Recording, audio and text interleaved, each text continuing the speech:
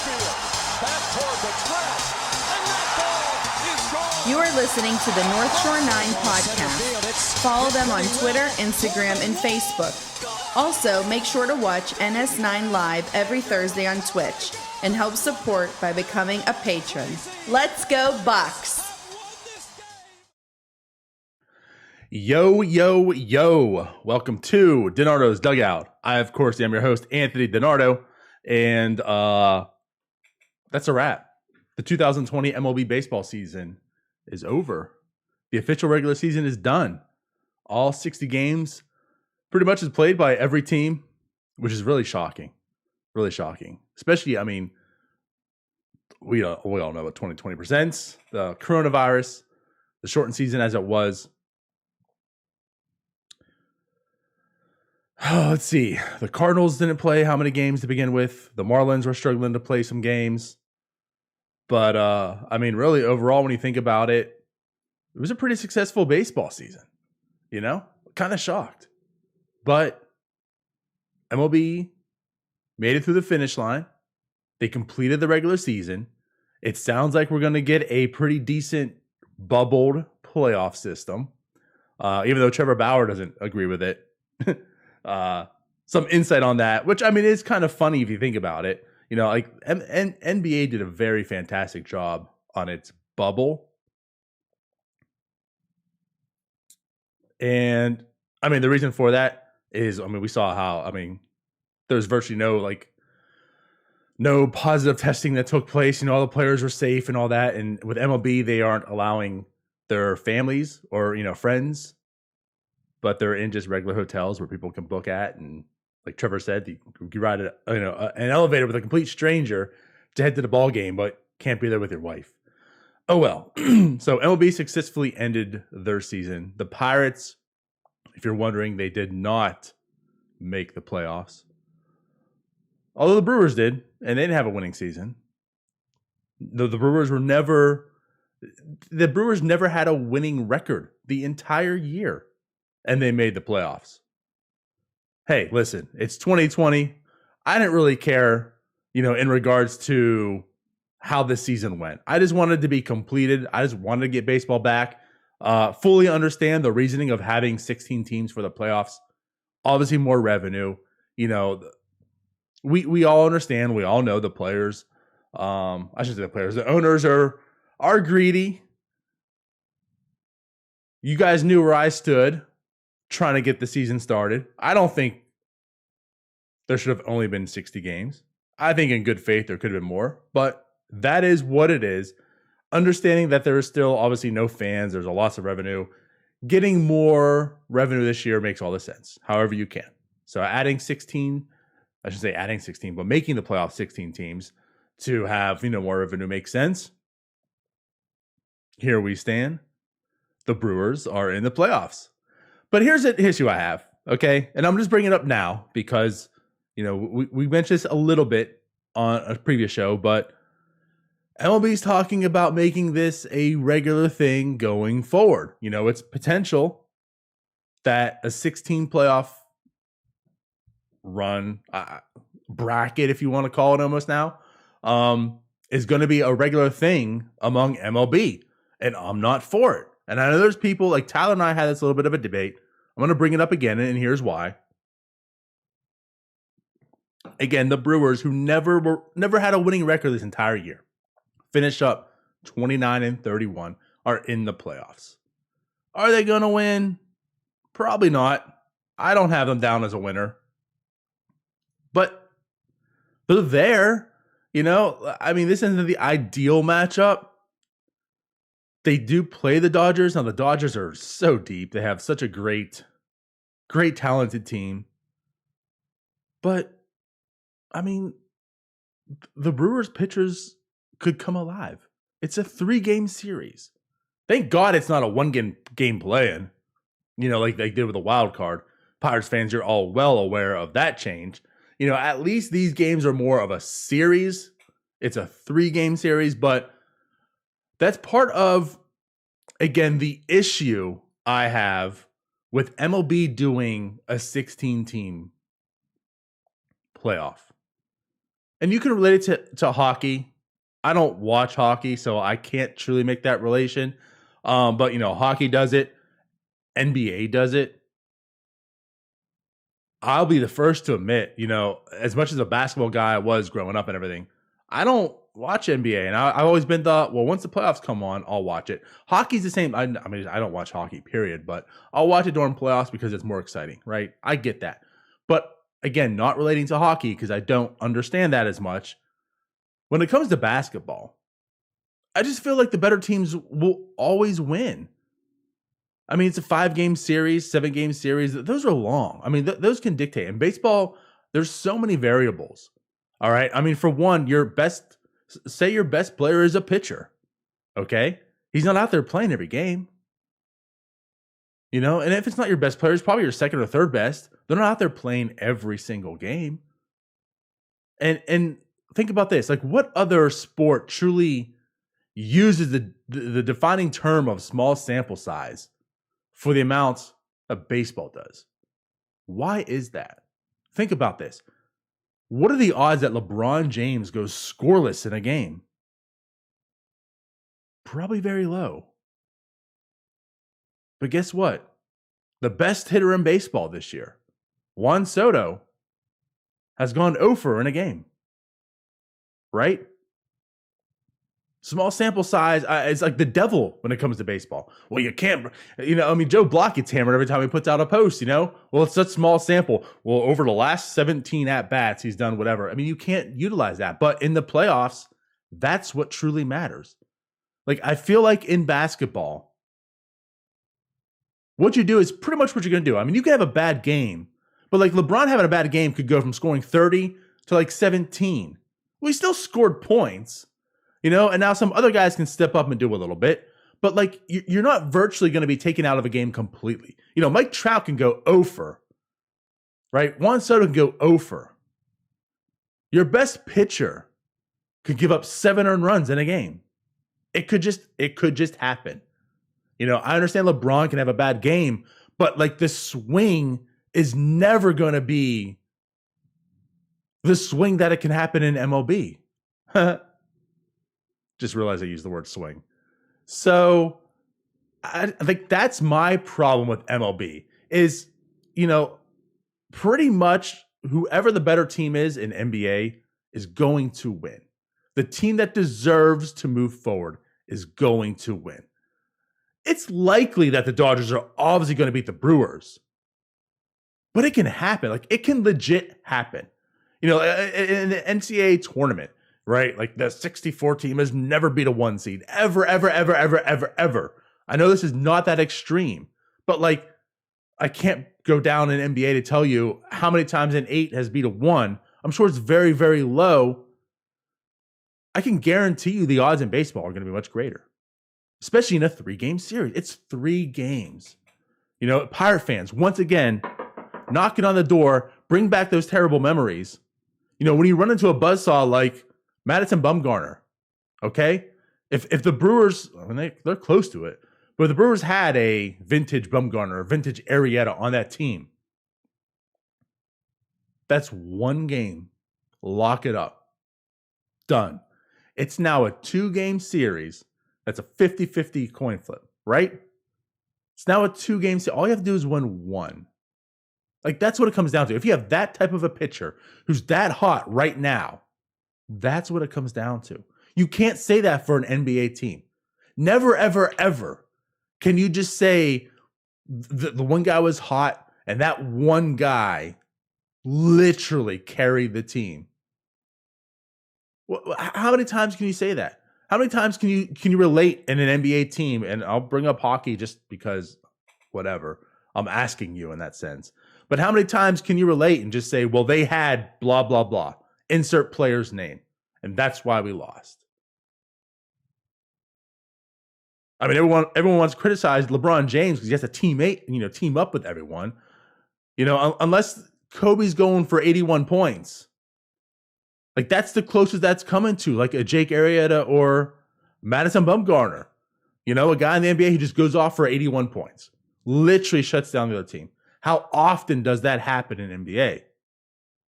Very, very little. It's literally a team sport. One player can truly dictate the outcome, which is usually, again, the starting pitcher in MLB.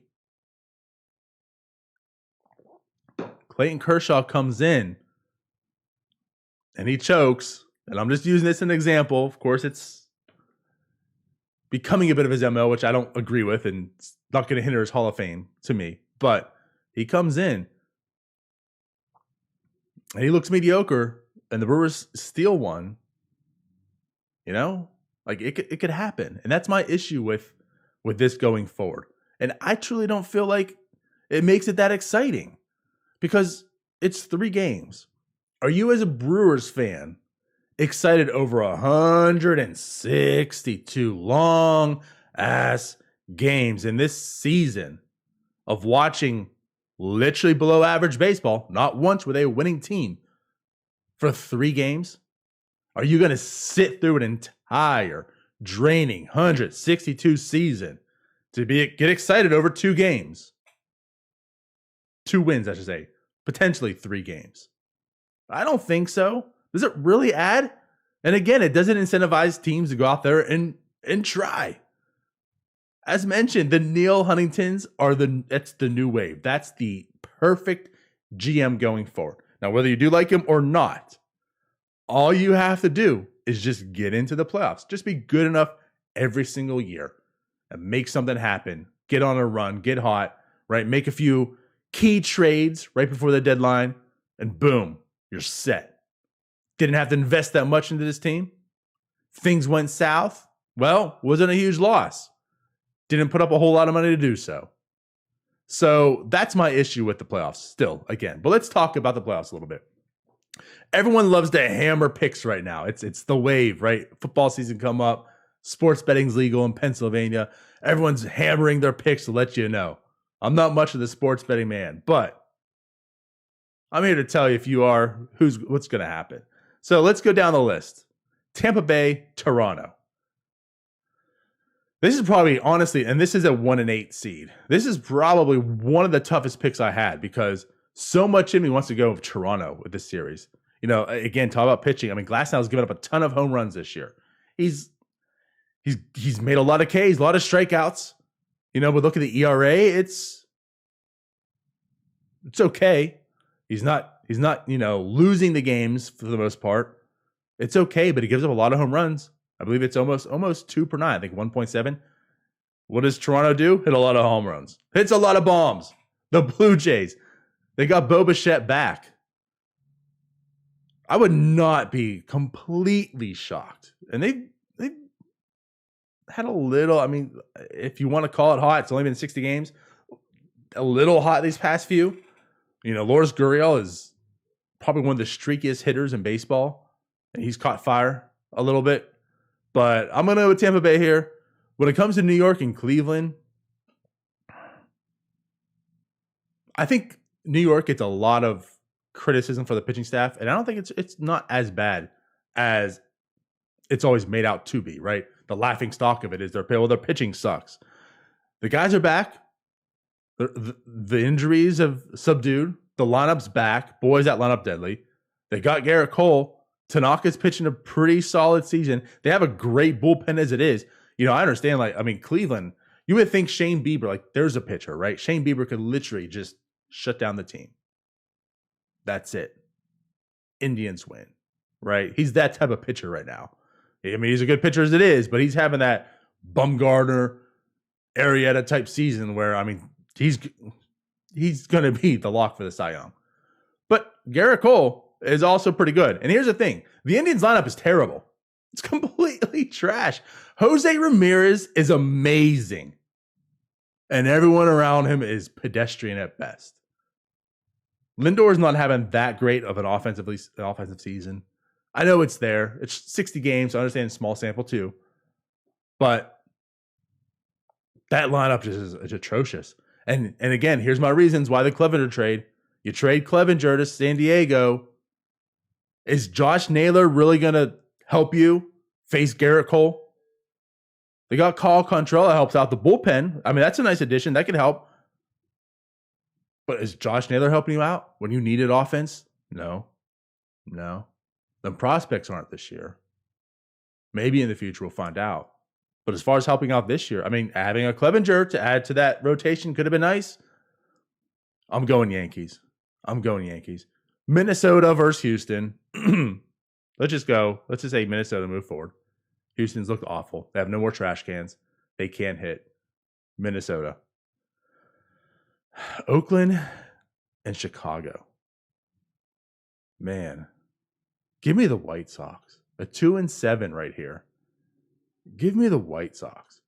I honestly feel the White Sox are, they get hit hard in the seeding per se, right? They're in the same division as Minnesota. They're in the same division as the Indians. White Sox are better than the Indians right now. Keuchel, I don't know how he's doing it. He's got like 5 strikeouts per 9. Sub 2 ERA. We know Giolito's a beast. They got the pitching. They got, oh God. Can't remember the name. The guy they just drafted. Oh, I'm going blank. Oh my God. The pitcher they just drafted this year who's in their bullpen. He's come out, pitched, 6 scoreless innings, striking out everybody. Throws 100 heat, like nonstop. That's a weapon in the bullpen. I'm taking the White Sox. They're gonna be hard and tough to beat this playoffs. Move over to the NL. Got the Dodgers and Brewers. I'm taking Dodgers. They're just too good. They're too deep. Now that's something to talk about too in these playoffs, right? That the one thing about this format of the MLB playoffs is there's literally gonna be a game every single day. No days off. Why is that important? Why is that different? Typically in the playoffs, you can go ahead and use 3 pitchers. 3 starting pitchers can easily get you through the playoffs, right? And that's the thing. If you're a good, solid team, all you need is 3 really good pitchers. You care less who your 4 or 5 is, right? It's enough to get you through the season. You use some arms to get you through the regular season. Once the playoffs come, here's your 3 starters winning a ton of games, right? You have a great 1, 2, 3. You're really looking at probably a really good playoff run. Well, now you're going to need a lot of arms. You need depth, right? Your pitcher can't go out there every 3 days for the entire month and pitch. I know as much as Trevor Bauer probably wants to, he can't. They're not going to allow it. Dodgers have all that depth. They have, think about it, like they have 2 candidates of rookie of the year, in the back end of their rotation right now. So the Dodgers have that depth. I do think the Dodgers will win, even though I wanted to trash the playoff system and how the Brewers could potentially win. Then Slam Diego and San Diego and St. Louis. Let's be honest. St. Louis hasn't looked that great this year. They've played a lot of 7-inning games, right? They've helped their pitching by not playing how many games to start the season. Give me San Diego. Even without Clevenger, I haven't found out the news on Lamet, but I still just feel like San Diego. The pitching's still better than St. Louis is. Chicago and Miami. How about the story of the Miami Marlins? Ex-Pittsburgh Pirates, shall I say. The Miami Marlins went from what they had the number 3 pick last year, and now they're in the playoffs. They understood, it's a 60-game season. I do think they're closer on the verge of being a good team than, say, the Pittsburgh Pirates. Obviously, the Pirates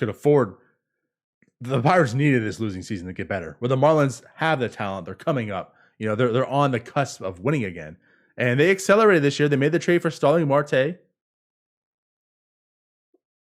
The Cubs have looked awful.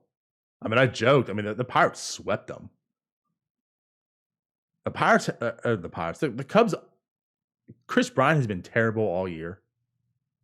He hasn't been healthy. Obviously, to his credit, I'm not dissing him in the States, but he hasn't been healthy and he hasn't been good. The offense has looked terrible. Baez has been terrible. The pitching's Kimbrel's looking actually a lot better. His velocity is way back this year. But still, himself can't win this. I'm going Miami. I feel like Miami's riding kind of high right now.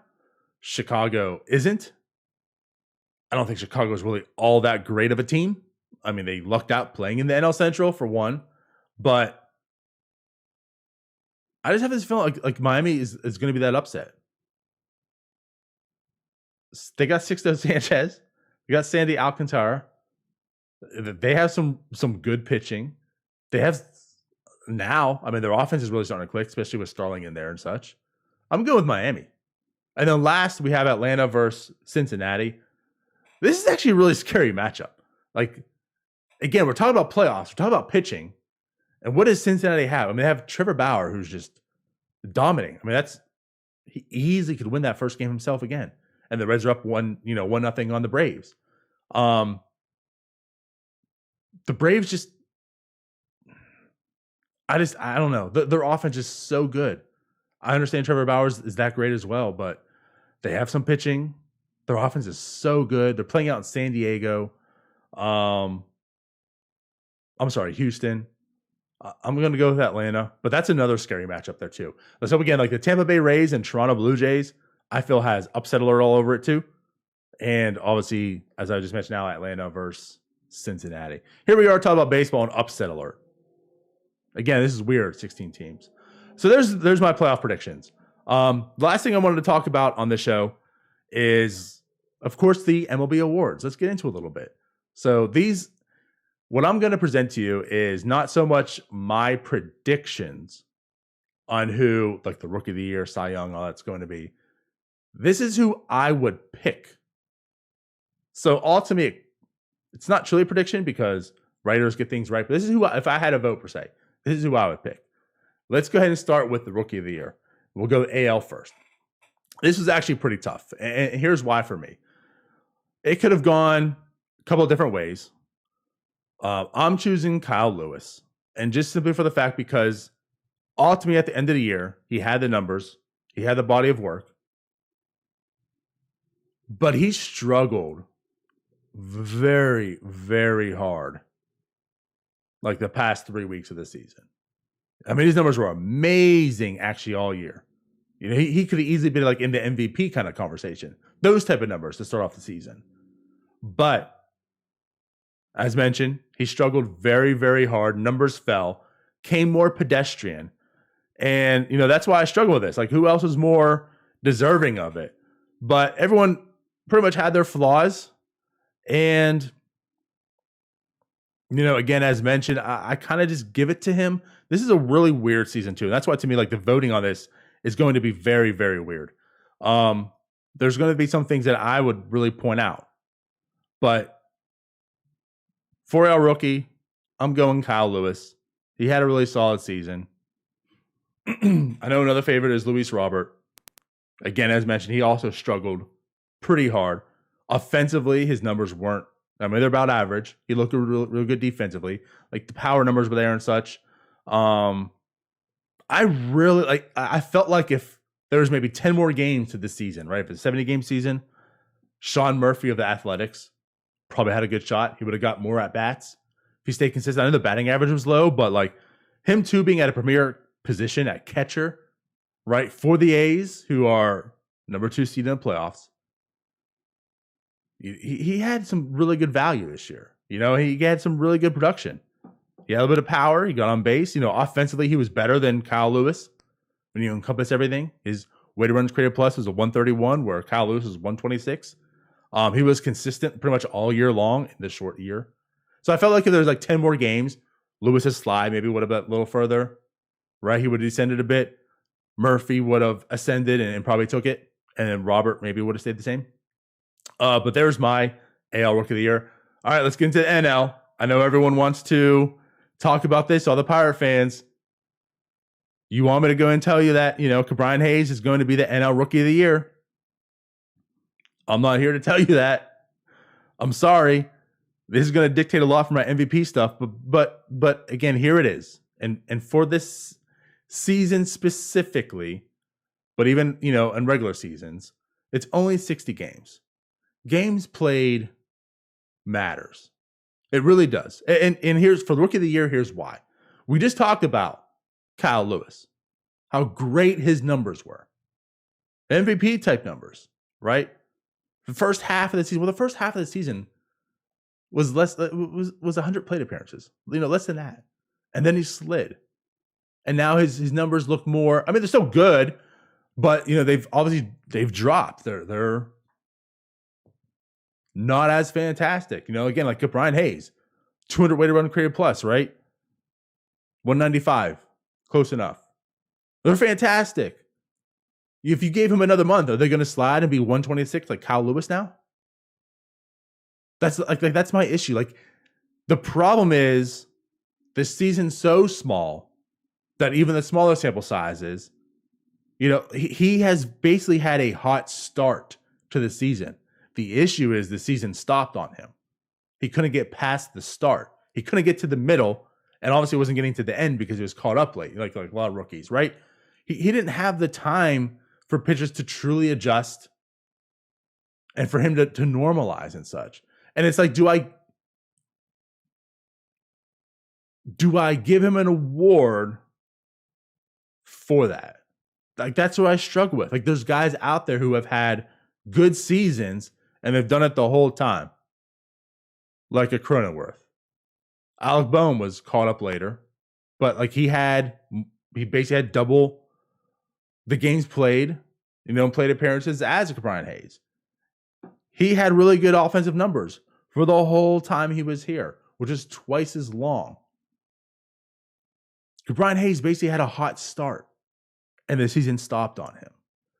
And his hot start was tremendous. Like, I'm not taking anything away. He was actually the most valuable player, but like he wasn't given the opportunity to have pitchers see him again and adjust to normalize some numbers and stay consistent. And that's why I can't do it. And listen, he's eligible next year.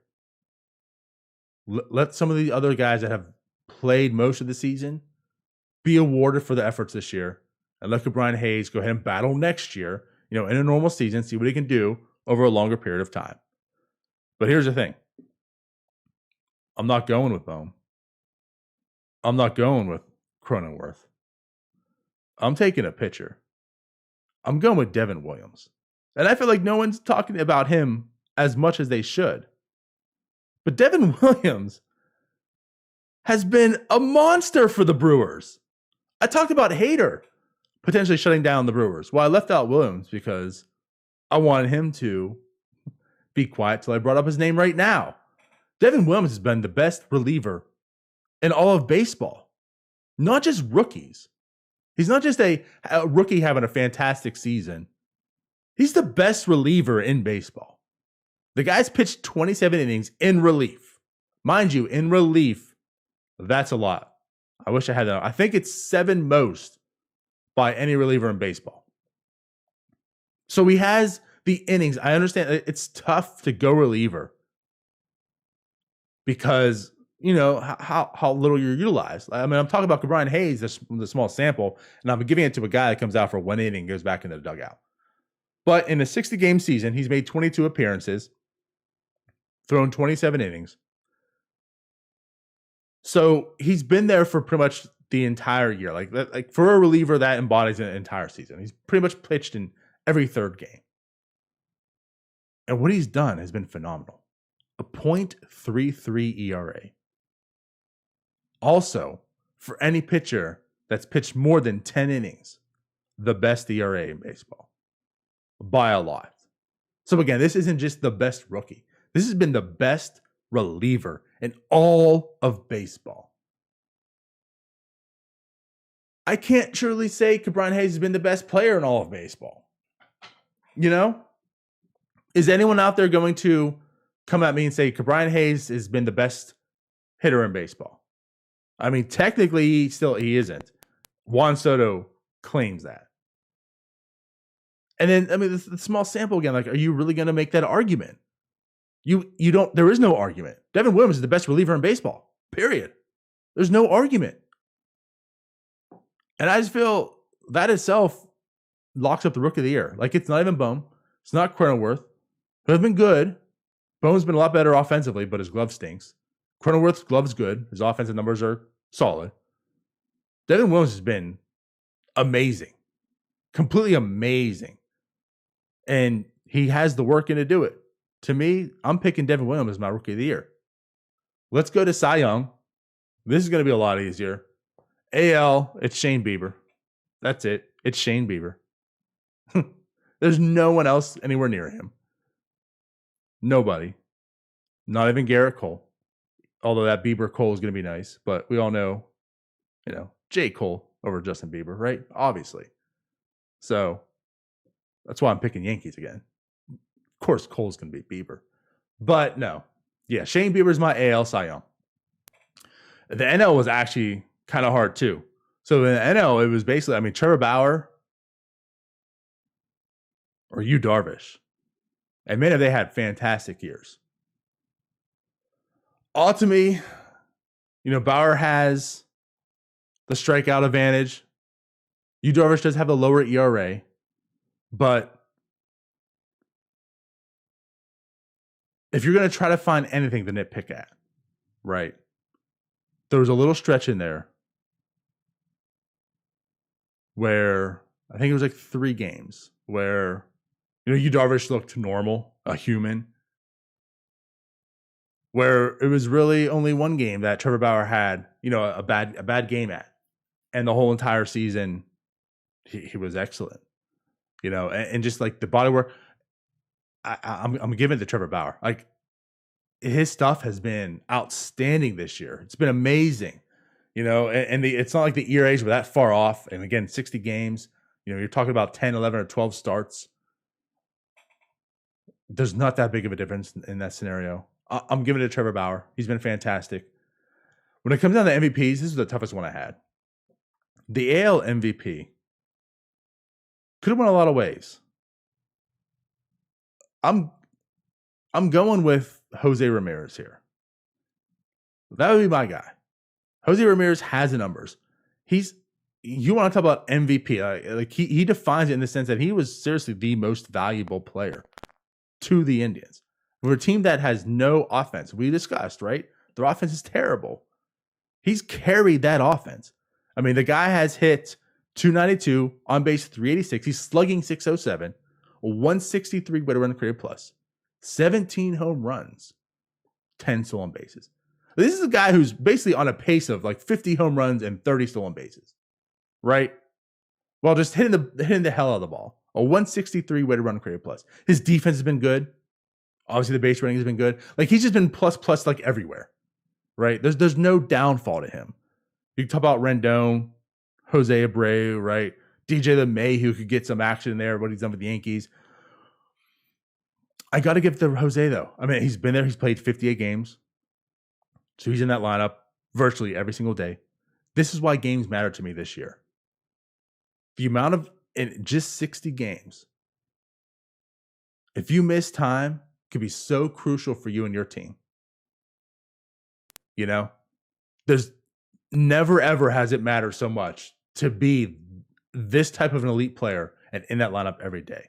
Taking no days off is so important to a team because every game matters.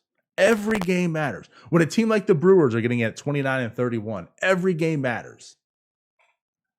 So Jose Ramirez is in that lineup every single day, 58 games out of 60, right? What he did offensively, fantastic. Numbers are there, support it. It's my MVP. When you go to the NL, if you guys know me, you probably think you know who I'm going to say. Everyone knows, and if you don't, now you do. Everyone knows I love Juan Soto. Juan Soto is that dude for me. We've talked Jim and Fernando Tatis Jr., right? That's his boy. My boy's been Juan Soto for quite some time. If you follow me from DiNardo's dugout, you definitely know that. I can't pick Juan Soto, though. He's been the best player in baseball. Let's put it that way. He has been the best player in baseball this year. The numbers support it. Best average, slugging, on base, weighted run created plus, everything. Just across the board, it's Juan Soto, right? But what did I say about games played? Juan Soto played 47. Those 13 games are crucial this year. Did the Nationals make the playoffs? No. Am I saying they would have had he played those 13 games? No. Also, those 13 games kind of wasn't his fault. He had all these false positives on, this coronavirus and couldn't get onto the field. It wasn't as if he wasn't trying. He wanted to. And the second he was allowed, he came in and just blazing, just hitting the hell out of the ball. Like he was that guy that he never had a rough stretch this year in those 47 games. Like his roughest stretch was probably going 0 for 4 with a walk one night. And that was it. Next game came up, boom, 2 hits, 3 walks, right? That's your Juan Soto this year. He never had a rough stretch, but he only played 47 games. And that's a huge difference. That's a big hindrance to me for this season. I can't give it to Juan Soto. As good as he was, I can't give it to him. Freddie Freeman, Mookie Betts, Jim's boy, Fernando Tatis Jr., Trey Turner, Yaz of the Giants, Machado, Ozuna for the Braves. Like they all could get consideration here too. This is a lot closer. I really struggled with this though. And I wanted to actually, if this would have been, say, 10 games ago, it'd have been Fernando Tatis Jr. Plays the premier position, plays it well. He's been amazing with the bat this year, right? But overall, I'm giving it to Freddie Freeman as the NL MVP. And honestly, the reason why, this is tough. He plays first base. It's not a demanding position. He doesn't play it all that well. There's definitely better first baseman in the game. He's not terrible at the position. He's no Josh Bell. Put it to you that way. But that's kind of tough to do to give it to the first baseman. But what he's done offensively, we're talking, this is close to Juan Soto type numbers. Juan Soto at the very, last game, which he did play, was up for the batting crown between, him and Freeman. Juan Soto did get the hit. Soto does take the batting crown at a 351 batting average. But Freddie Freeman did bat 341 this year. On base, 462. Slugged 640. A 187 weighted run created plus. We talked about Brian Hayes, how fantastic he was, and just those 90-some plate appearances, right? And his 195 weighted run created plus. Freddie Freeman played the entire season. Freddie Freeman played 60 games. Brian Hayes type numbers, which are off the charts, right? Close to Juan Soto type numbers. For all 60 games, he was there. Struck out only 14% of the time, walked 17% of the time, right? Walked more than he struck out. 13 home runs, 51 runs, 53 RBIs in 60 games. He was fantastic. And what got me too was, and I know this shouldn't be truly in discussion because of, for MVP and such, but think about what Freddie Freeman did. He couldn't participate when MLB returned because he had coronavirus. He literally was in bed sick. He talked about experience, how bad the headache was, how bad and terrible he felt. Day one, he was in that lineup. Again, I understand it's about the numbers, but he was there from day one with a late start. Played all 60 games. The value he added to the Braves, being there. And he was consistent all year. As I mentioned, but Tatis Jr. really fell off a little bit towards the end there. Struggled. Freddie Freeman, going back to what I said about Juan Soto, Freddie Freeman was consistent all year. Like the first few games, he played poor to his numbers. I think through August 4th, he had a weighted run created plus of 87. That's not terrible. You're just below league average a bit, and the season just started. But he had a late start, and boom, it clicked. And from that point on, he carried this team. Absolutely carried it. They had some struggles. Cunha was injured a little bit. They've had their pitching struggles. Guys going down with them. He was consistent. And that's why I'm giving it to Freddie Freeman. So there's my picks. Rookie of the Year is Kyle Lewis, Devin Williams. Cy Young, Shane Bieber, Trevor Bauer. MVP is going to Jose Ramirez, Freddie Freeman. If you have issues with my picks, let me know. Talk about it. Let's have some discussion going. Who do you think is going to advance in the first series of baseball? Who do you think is going to win these awards? I'm going to go Coach of the Year because I really don't care, because it's basically going to be the people that are surprised being in the playoffs. So I'm sure the Marlins, I don't know who's on the AL side that shouldn't be in the playoffs. The White Sox. It's going to be the White Sox and Marlins. Manager's getting it right. All right, so that wraps up the show. We'll be back tomorrow with Jim and I on Starbucks in the morning. We'll see y'all then. Bye-bye.